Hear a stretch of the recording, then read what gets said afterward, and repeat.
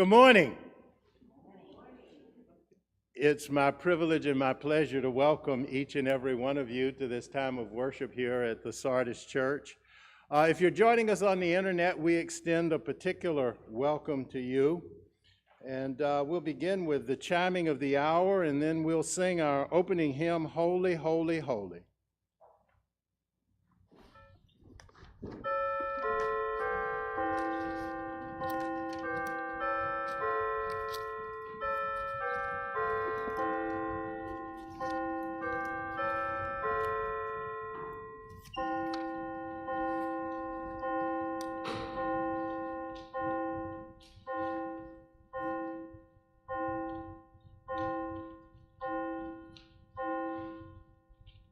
Please stand, let us sing together hymn number 64, Holy, Holy, Holy.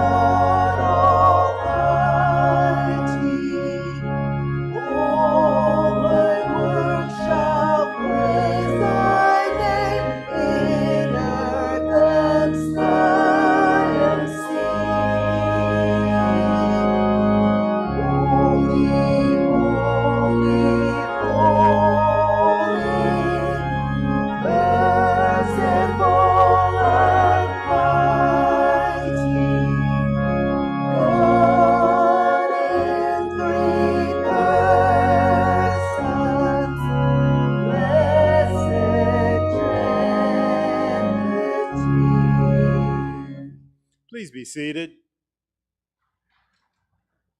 As I said earlier, it's my pleasure and my privilege to welcome each and every one of you to this time of worship. We invite everybody to join us after worship today as we have our third Sunday fellowship meal, and it's just a great time for all of us to be together. Once again, I'd make the announcement, if anybody wants to join the choir and sing with us, we're going to start doing this on the second Sunday from now on. And we meet early around 10 o'clock and rehearse something. And you'll hear the first rendition of that today. So it'll be a wonderful, wonderful time. Are there other things that I need to make announcements about? If not, then let us pray. Heavenly Father, as we come into your sanctuary, our prayer is that you would be present with us, that we might know your Spirit in this place,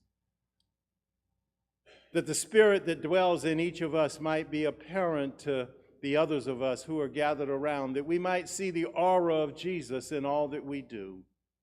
And Lord, as we lift you up in praise, our prayer is that blessings might come down, that not only those who are gathered in the sanctuary, but those who join us via the internet might be blessed as well. Lord, truly it's a blessing that you give us this opportunity to come together and to worship you. And we pray these things in Christ's name. And God's children said, amen. You know, one of the things that we did before COVID started was we had this time of worship that we call congregational favorites. And it's an opportunity for the congregation to share in the music ministry of the church. So what we do is we pick some hymns that are familiar to you or hymns that you enjoy, and we'll sing a verse of it, and Carol and Vanessa are going to help us by leading some of that. So with that, I put this out to you to pick something that's one of your favorites, and we'll sing a verse of it, and then we'll do 3 or 4 of these, and then we'll move on with the rest of our worship service. So the floor is open. Stuart? 593.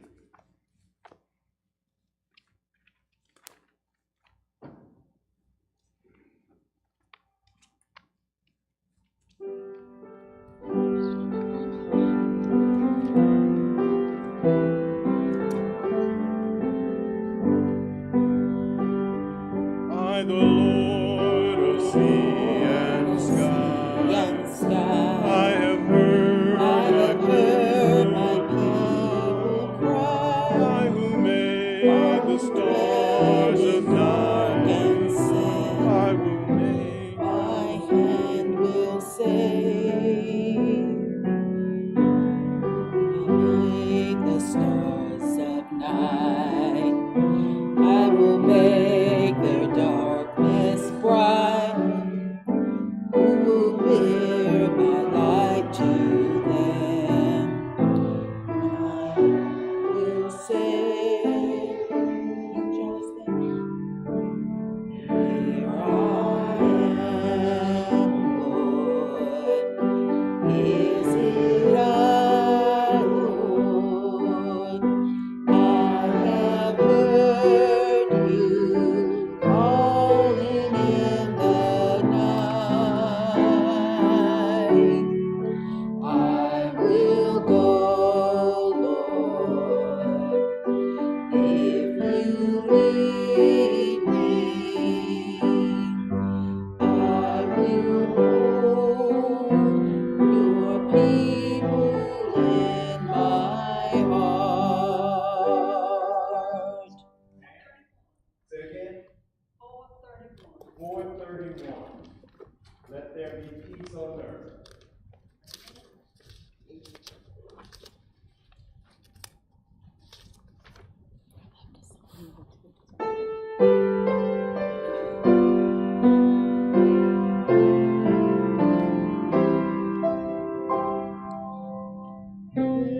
Let there be peace on earth, and let it begin with me.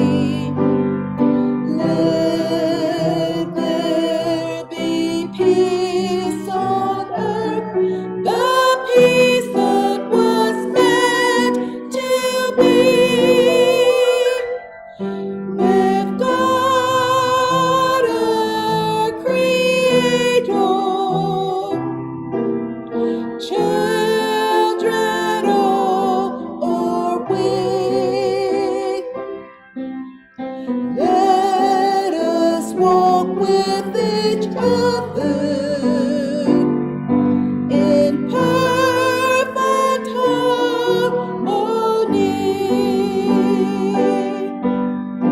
Let peace begin with me. Let this be the moment now. With every step I take, let this be my song and vow to take each moment and live each moment in peace eternally.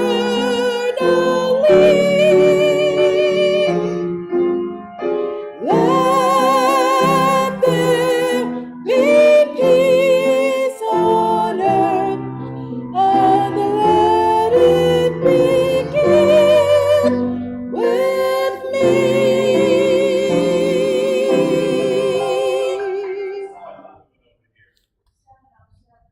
707.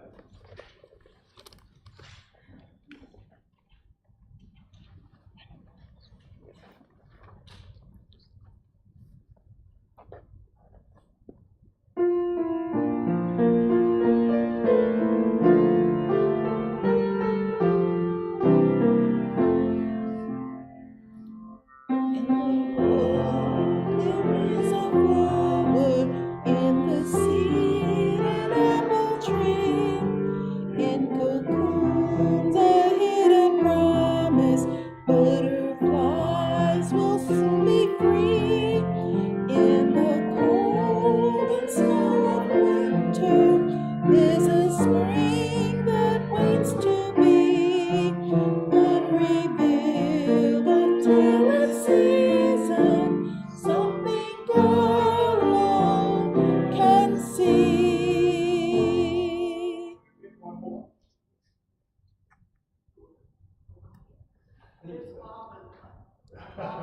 We'll do two.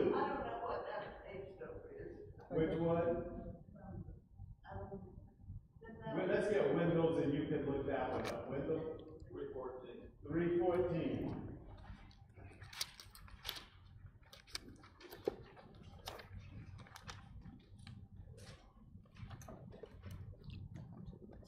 This was one of my mom's favorite songs.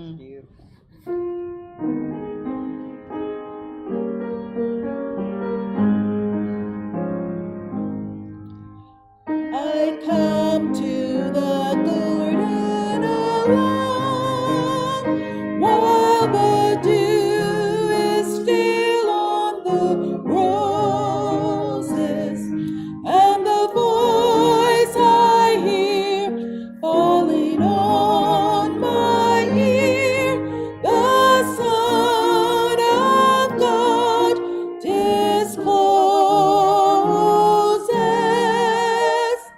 and he walks with me, and he talks with me, and he tells me I am his own, and the joy we share as we tarry there, none other has ever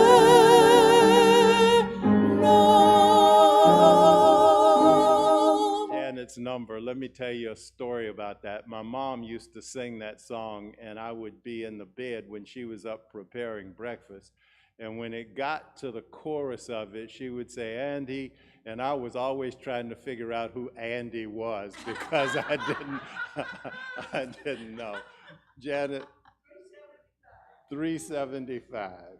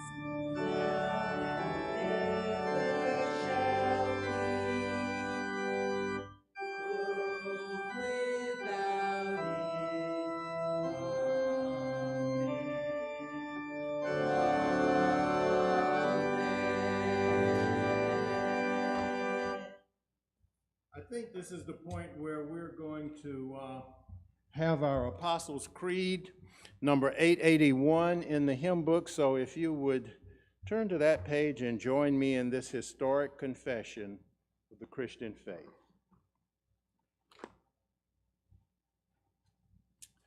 I believe in God the Father Almighty, maker of heaven and earth, and in Jesus Christ, his only Son, our Lord, who was conceived by the Holy Spirit, born of the Virgin Mary, suffered under Pontius Pilate, was crucified, dead, and buried. The third day he arose from the dead. He ascended into heaven, and sitteth at the right hand of God the Father Almighty. From thence he shall come to judge the quick and the dead.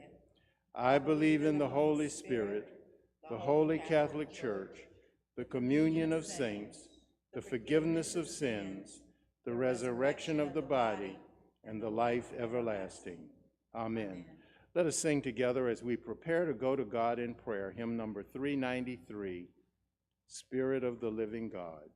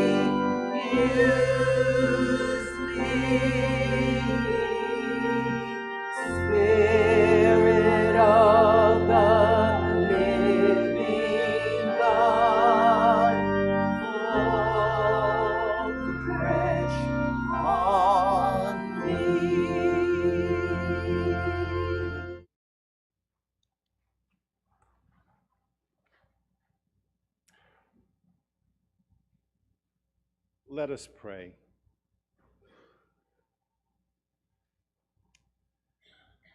Lord God, as we come together,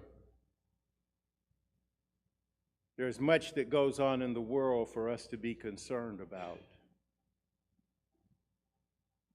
But Lord, there's also much that we have to rejoice for. Lord, we become concerned about the divisions in our country, the divisions in the church. But Lord, we also celebrate the fact that you are God, that you hold the future in your hands. We rejoice that you have given us this beautiful sanctuary in which to worship, that we might come together and we might lift you up in praise, that we might know the peace that comes from walking with Jesus.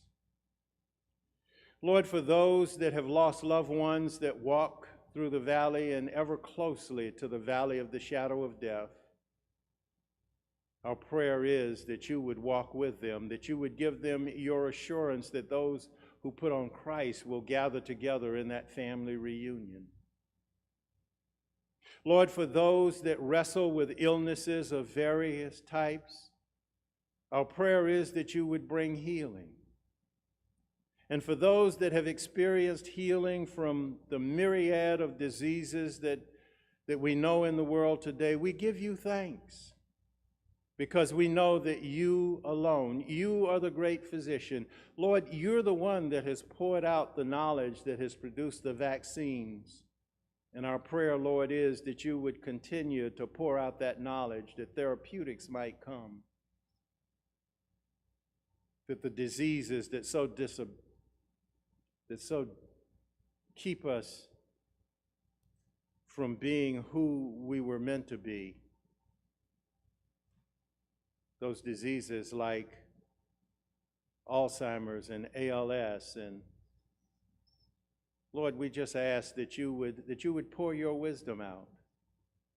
Lord, for those that are in positions of power, we ask that once again that they might be not on their own accord, but on your accord, that we might have peace. Lord, we pray for those in Ukraine, that there might be peace in that country, that somehow or another that the aggressors might hear your voice, and that they might see those who are gathered in that country as their brothers, and that the destruction might cease. Lord, we pray for the President of the United States and those in the Congress, that they might come to an understanding that you are God and that we need to walk in the way that you would have us to walk. Lord, that they have power, but it's power to govern and not power to help themselves be of more account. Lord, we pray for this church. Lord, it's made the commitment that it will have a ministry to reach those in this community, those who are young people, the 70% who don't have any religious affiliation, that don't know Jesus, that don't know God. And Lord, our prayer is that you would bring along just the right person to lead that ministry. Lord, we ask that you would hear our prayer. Lord, we thank you for the music today. We thank you for new beginnings. And Lord, as we move forward, may we always continue to be the beacon that you have had this be since the year 1812. And that the word of God might go out from this place, that the Spirit of God might go out from this place, that the light of God might go out from this place, and that it might make a difference in the world. Lord, we pray these things, and we say together now those words that you gave us. Our Father, who art in heaven, hallowed be thy name. Thy kingdom come, thy will be done, on earth as it is in heaven. Give us this day our daily bread, and forgive us our trespasses, as we forgive those who trespass against us. And lead us not into temptation, but deliver us from evil. For thine is the kingdom, and the power, and the glory forever. Amen. I'm going to invite our little choir to come, and we're going to sing Blessed Assurance for you this morning.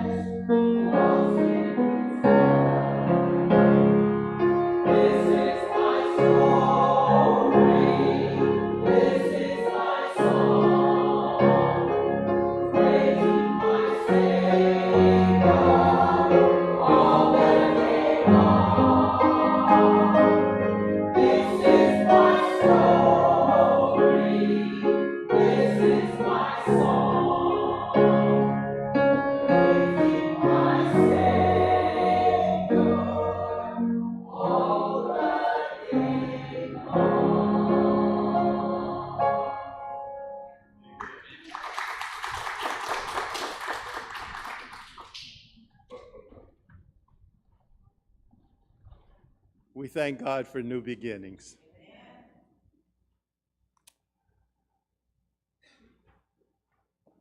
I'd like to share with you this morning from Paul's letter to the church at Rome, and I'm going to be doing a series of sermons from this particular book of the Bible because I think it speaks so much to where we are in the world today. And we begin with what is entitled Paul's Prayer of Thanksgiving. If you'd like to read along with me, it's on page 142 in the New Testament section of the Pew Bibles. And I want you to hear what the Apostle Paul wrote to this church at Rome. First, I thank my God through Jesus Christ for all of you, because your faith is proclaimed throughout the world.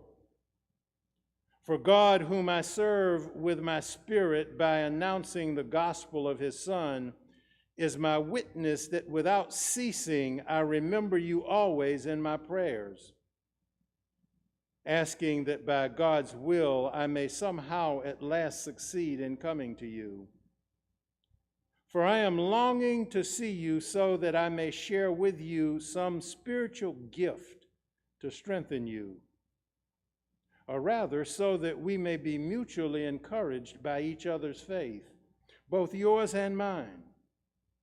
I want you to know, brothers and sisters, that I have often intended to come to you, but thus far have been prevented, in order that I may reap some harvest among you, as I have among the rest of the Gentiles. I'm a debtor to both Greeks and to barbarians, both to the wise and the foolish. Hence my eagerness to proclaim the gospel to you also who are in Rome. For I am not ashamed of the gospel.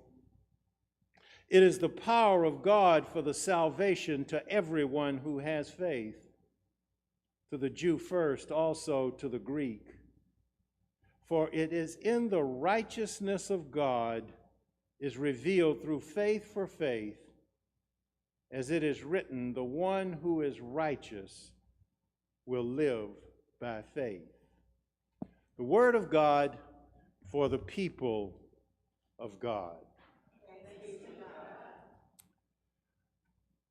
We share from Paul's letter to the church at Rome because this book from the Bible is theological dynamite.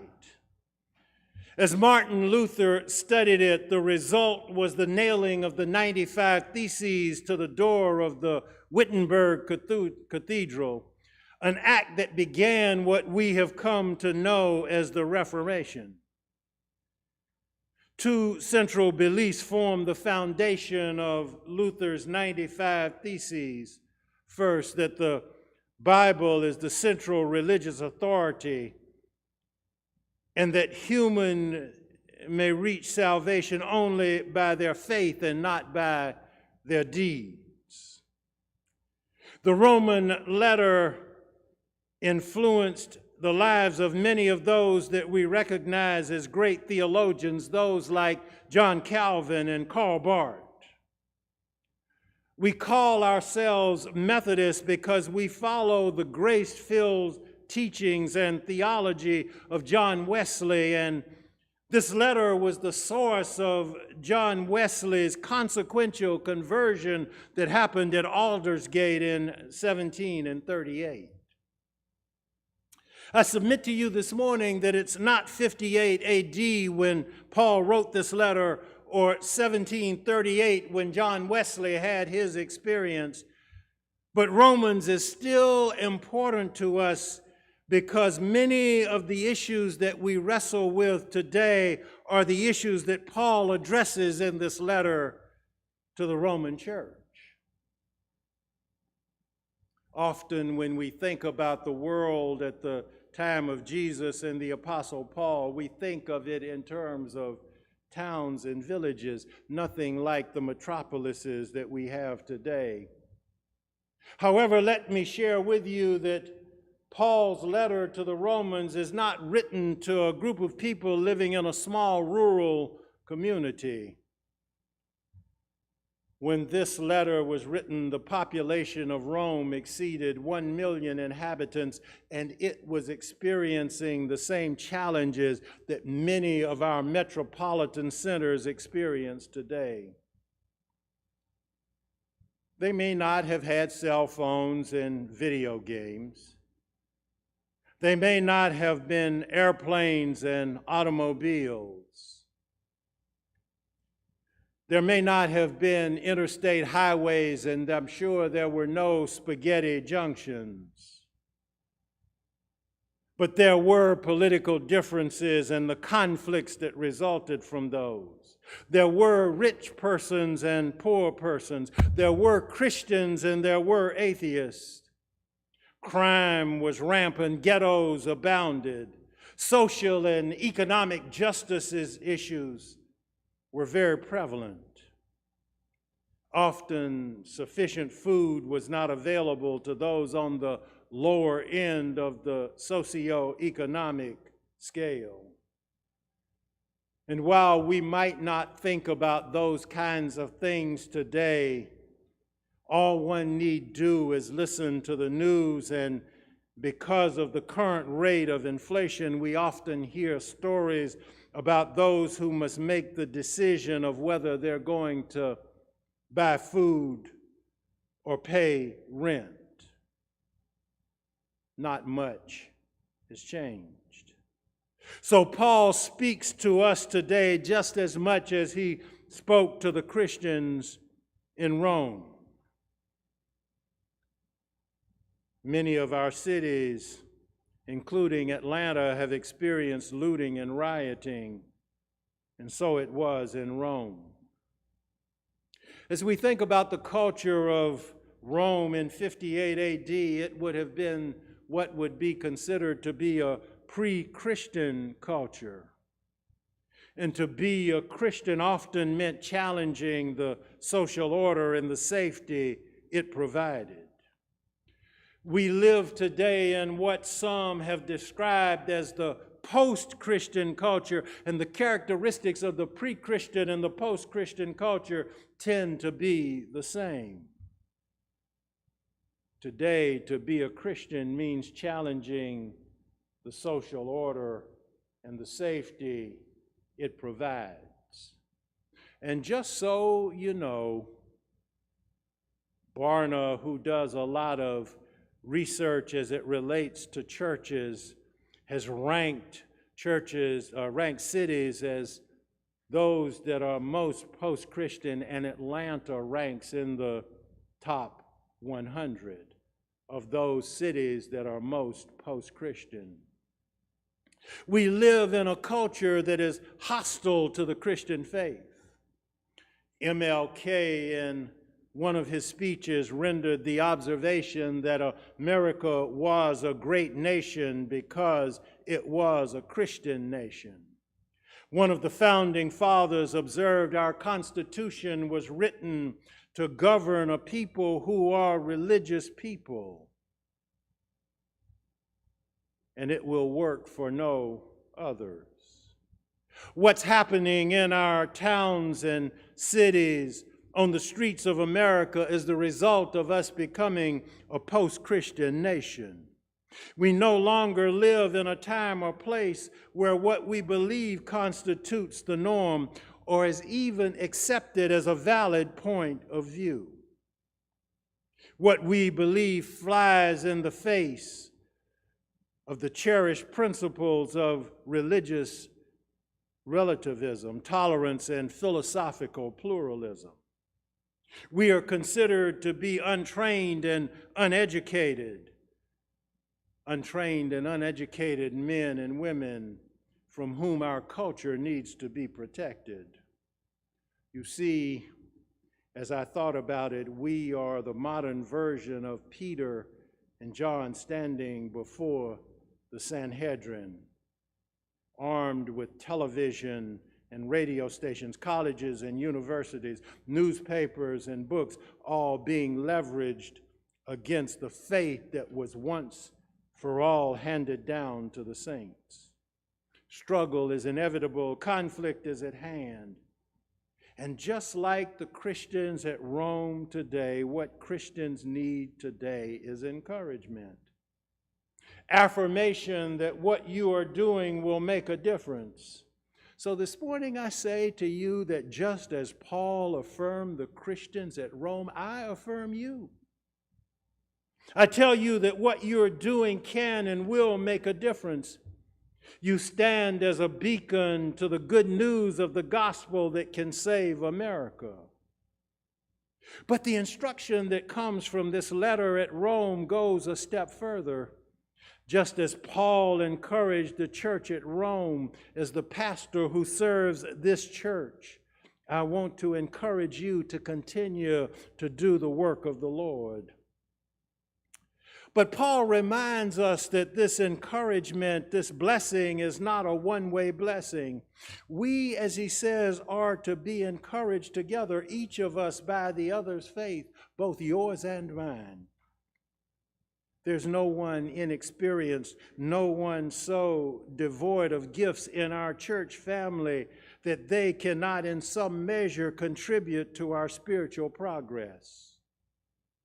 Every one of you is important to this family and important to God.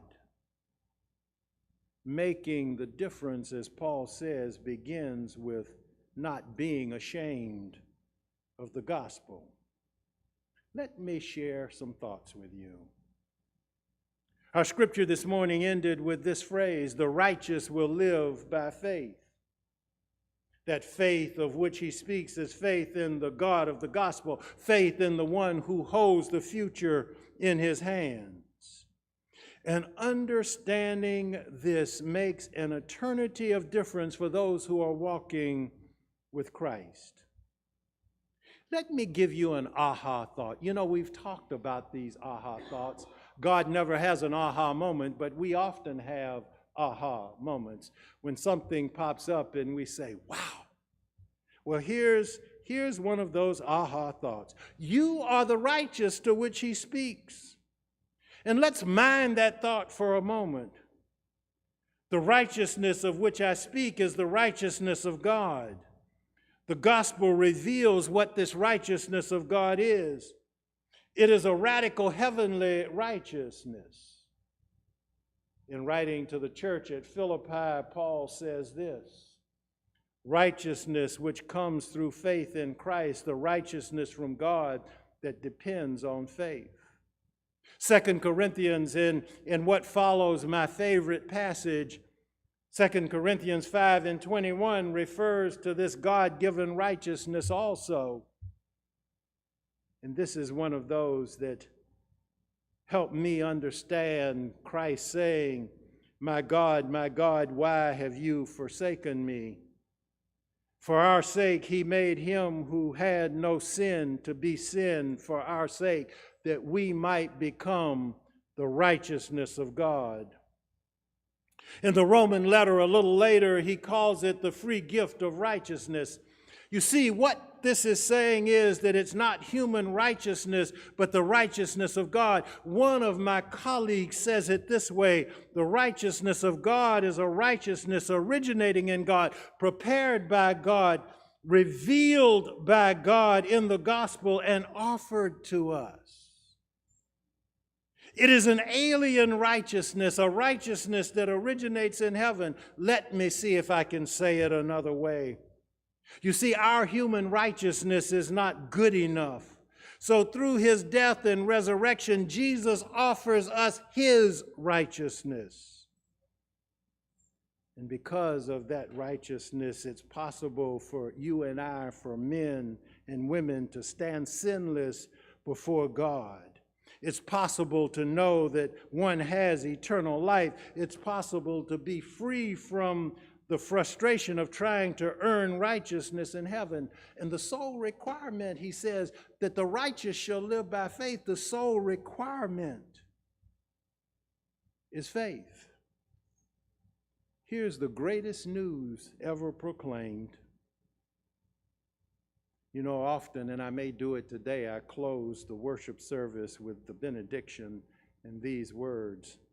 Now to him who is able to prevent you from falling and to present you spotless before the throne of his glory. Did you hear it? Did you hear the good news? Present you spotless, without fault, righteous, without sin. That's great news. As I reflected on the thought of how God has dealt with sin, there were a couple of hymns that came to my mind. One has this phrase in it: what can wash away my sin?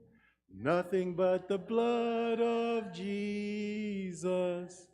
What can make me whole again? Nothing but the blood of Jesus. The other one speaks to the power of salvation, to which Paul refers in our scripture from this morning.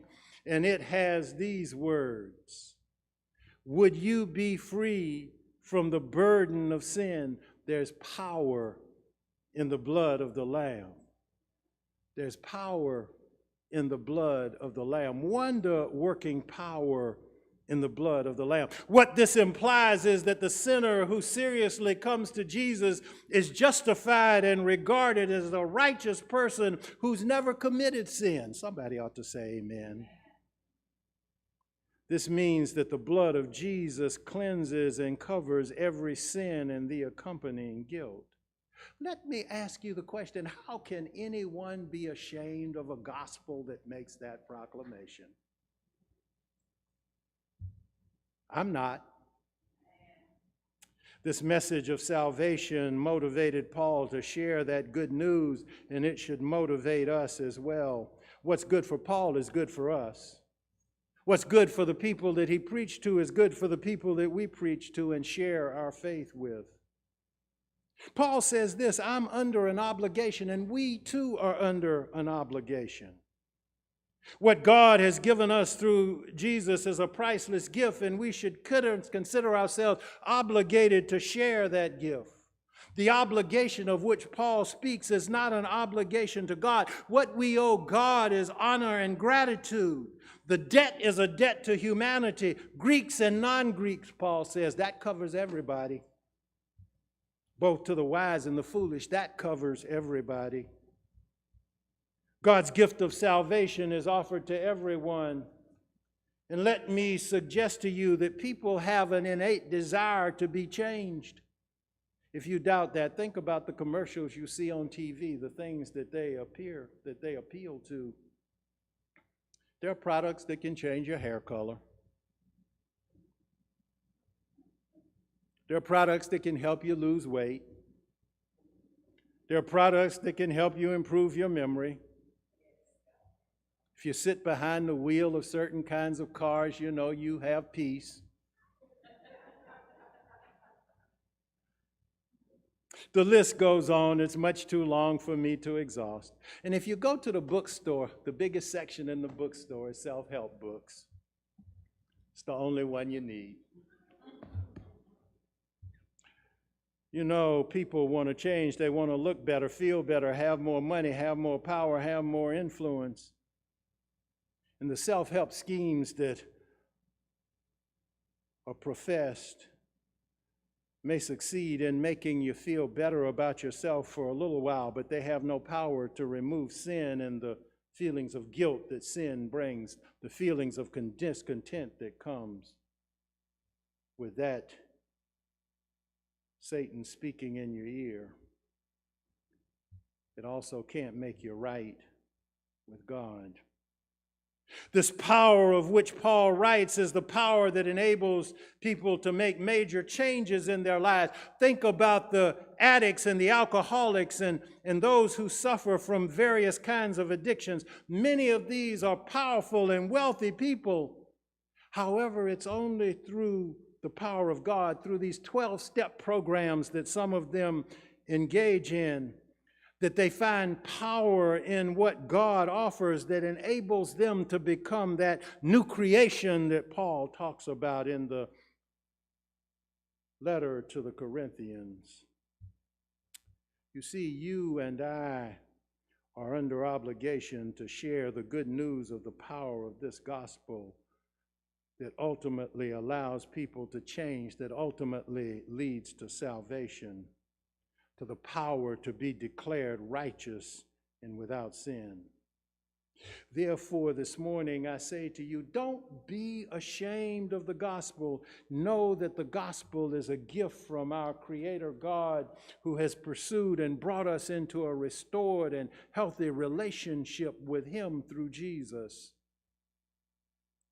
And God has given us this same mission, the ministry of reconciliation, to bring others back to Him. It is central to our good news that God was in Christ making things right between Himself and the world. What this means is that He does not hold their sins against them, but it also means He charges us to proclaim the message that heals and restores our broken relationships with God and with each other. So we are now representatives of Jesus, Christ's ambassadors, ambassadors of the liberating King. God has given us a charge to carry through our lives, urging all people on behalf of Christ to become reconciled to the Creator God. And like Paul, let us meet our obligation to humanity and be eager to share the message of reconciliation. Be eager to share the gospel that is the power of salvation. Let us pray. Lord God, we thank you for the gift of Jesus. We thank you that you have given us the gospel that speaks to who Jesus is and speaks to the righteousness that comes as a result of our faith. And let us always be among the crowd of the righteous who live by faith. We ask these things in His name. Amen. If we can stand and sing together our closing hymn, number 133, Leaning on the Everlasting Arms.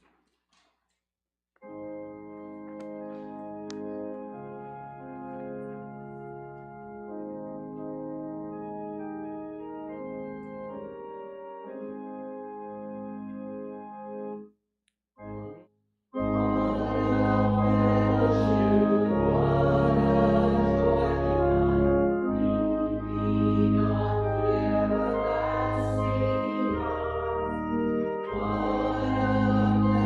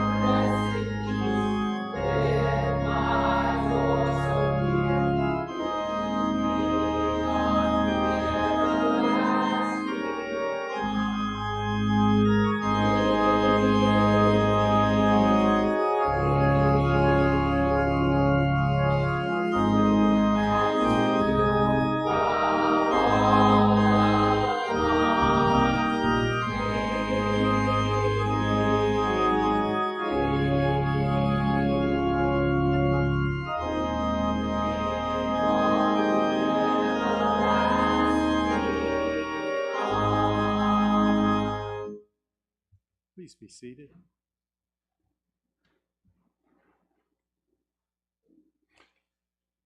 And now to him who is able to present us from falling, who is able to present us spotless before the throne of Almighty God, may his peace, his power, and the sweet communion of his Holy Spirit rest, rule, and abide with us both now and forever. Amen.